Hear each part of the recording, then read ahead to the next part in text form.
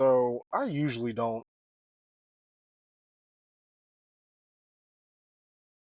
I don't always agree with Elon Musk. Um, I'm actually noticing over the years, I'm actually starting to disagree with him more and more. But he did make a statement the other day before the whole new issue that he has. But this is about representative out of Texas, Representative Kay Granger.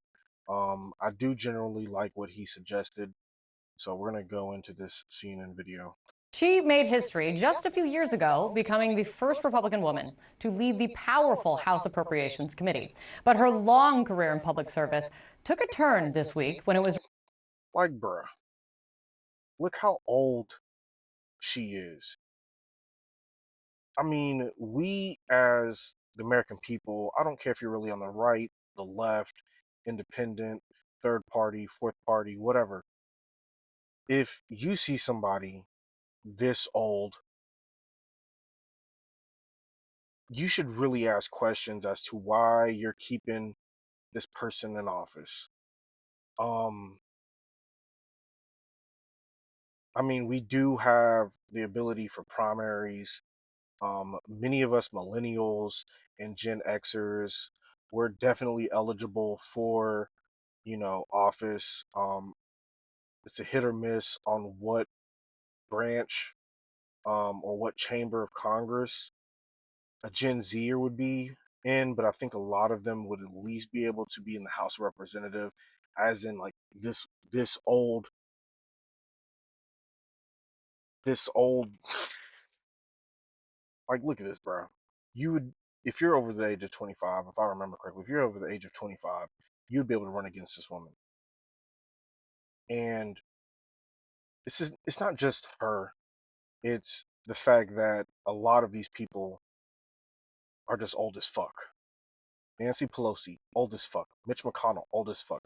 Chuck Schumer, old as fuck. Joe Biden, old as fuck.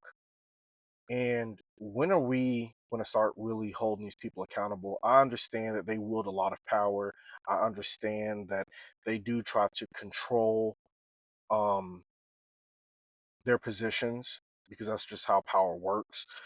But we really start have to like blast them, whether it's in social media, local media, you know, whatever. Like, get these old people out. They need to be spending time with their grandkids. They need to be spending time in retirement, traveling. They need to be doing something else. Like, fundamentally, it's hard for me to believe that you would be able to really grasp with how fast modern times are moving. We have cars that are electric, we have cars that are about to be self driving. By the time you get accustomed to one app, there's a new app coming out. By the time, us millennials were on Facebook, it was already time for us to get on Instagram. By the time we got on Instagram, it was already time for us to get on Snapchat, then TikTok. And now, you have these older people who are like, yeah, we have to block TikTok. Um, by the time Apple drops a phone within a year or two. The older one is now obsolete. We are in the AI revolution, and the real question is, can these old people of this kind of age, 70, 80, can they really be able to keep up with what's going on and continue to write laws, keep these positions of power? revealed, she has been how absent she has been from Congress, living in an independent living facility, and according to her son, has been dealing with dementia issues in recent months. And let's be real, dementia doesn't just happen. It starts to happen slowly and then more progressively. And the fact is, you're in this position, the House of Representatives, that's voted on every 2 years. I'm almost certain 2 years ago in 2022, or even probably 2020, maybe even 2018, you already noticed your decline. And in order to make moves for the younger generation, you should be stepping aside. You are a civil servant. You are a public servant. You are not this monarch. You are not this lord. You are not this, you know, knight that just gets to stay there for life. She had already announced that her upcoming retirement from Congress when this term wraps, but all of this has renewed questions on the Hill and off about aging members of Congress and their fitness to serve. Elon Musk, for one, has jumped into this conversation, suggesting cognitive testing is needed for elected officials. CNN's chief media analyst, Brian Stelter, joining me now, because this really gets to something quite interesting, Brian, which is you can add this to the growing list of topics that Elon Musk is successfully inserting himself into. And I mean, look no further than the government funding fight that we were just talking about with the panel before this. You know, he tanked that first bipartisan government funding bill that sent the Hill into chaos last week, doing all of it just coming from him blowing up his Twitter/X account, and all of this really coming from his however he wants to manage and how he is managing his platform. What role do you think X is going to play in the next administration? Right, and Musk is bringing his If you've noticed, she's definitely detoured from what this video is the topic that it's supposed to be on, which is Elon Musk suggesting cognitive tests for elderly politicians, and then now it's just kind of transitioning to a bash Elon. Now, trust me, there's many things that I would completely agree with bashing Elon on, but you know, it's just almost like CNN. Well, we all know what CNN does. freewheeling attitude and spirit to basically every political story of the moment, reacting in real time. He's one of the only figures big enough, rich enough, famous enough to share a stage with Donald Trump and have that same kind of gravitational power. So that's what we're seeing now every day, every week on. But if you notice with like left media right now, they are definitely trying to put a wedge in between Elon Musk and Donald Trump. Um, I mean, only time will tell if that's a good thing or bad thing, but that is definitely their strategy um, to kind of challenge Trump on, are you the president or is it President Elon?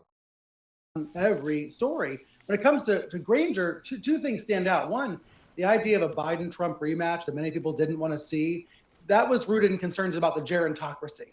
You know, the Agreed. idea that the government's run by old people and not making room for new energy and younger faces. Well, that gerontocracy problem doesn't go away just because Biden dropped out of the race and Trump was reelected. That gerontocracy issue is still very much alive in America. And the Granger case shows that. It also is revealing that it took so long for her condition to become public, partly because of a lack of local news coverage. There were some reporters looking into. Honestly, I don't think this is just a local news issue. Y'all don't even really like CNN. Well, this is what I'm talking about. Y'all don't even really give any investigative news anymore. You literally just give propaganda or for either the Democratic Party, for the billionaire class, or you're just talking shit about Trump and the Republicans. I mean, this she is a national politician elected to the United States House of Representatives.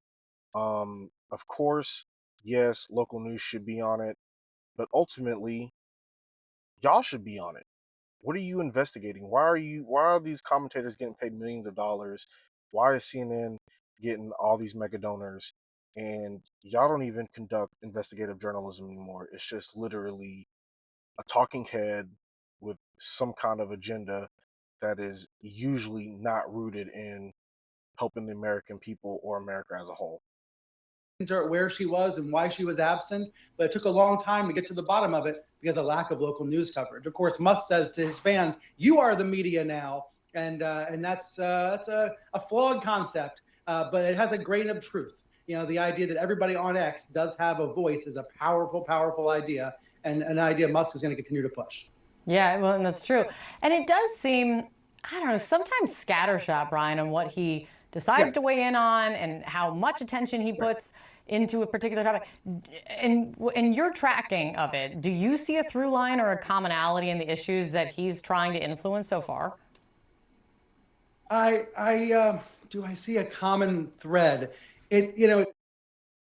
And this is what I'm getting at. What the fuck is this bitch even talking about? Common thread. Just think about this, right? Let's say an earthquake happens today, tomorrow, one country blows up another country. The day after, there is some politician dies. Day after, some law gets passed. Where's the commonality in any of that? Sorry, y'all. As y'all know, I drive trucks now, so there's a truck driving by carrying some metal. But the commonality issue. Where's the commonality in anything that I just referenced, besides it just being the news? You know, trust me, there's things that I could definitely critique Elon Musk on. But what kind of goofy ass question is where's the commonality? If Elon posts something that's relevant today, that's now irrelevant tomorrow, but he posts something tomorrow that's relevant for tomorrow, chances are there's not going to be too much of a commonality. Um, I mean, yeah, just this is just a dumbass question. It seems to me he enjoys being the main character on his platform, and whatever story is hot at the moment, he likes to insert himself into. And there's been a lot of criticism of Musk to that front, but here's where I see a positive. Here's where I see an upside.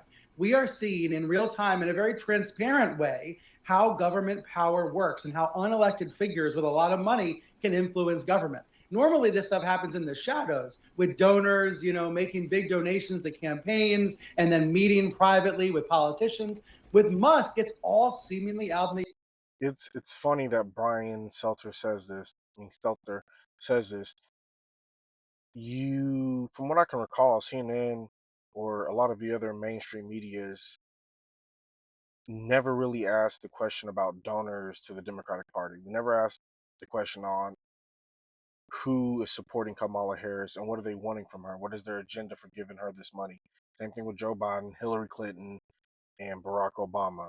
But since it doesn't fit that narrative, it's crazy that we're sitting here questioning what does Elon Musk want from Donald Trump? Now, I'm not saying that's a bad question. We should know what all of these donors are wanting from particular politicians, but I just think that it's one-sided. That the fact that he's bringing up about Elon Musk, but he didn't bring up about anything with going on, with baby Soros donating to Kamala Harris. The open. We know what he's thinking any given moment because of what he's posting. So I actually think there's in some ways a kind of upside to this, even though some of what he's posting is misinformation about that spending bill last week, for example. At least everyone's kind of seeing it happen in real time. Most of what he's doing right now, the through line, I would say, is mostly about Doge, about government efficiency. But as you reported, he's going to have relatively little actual power, right? It's going to be about using his megaphone to pressure the Congress to take action or put pressure on Trump to pressure Congress to take action. But let's not count that megaphone out. It is as he's shown, a very powerful megaphone. Yeah, it has already shown that so far already. And they haven't even gotten into office yet. It's great to see you, Brian. Thank you.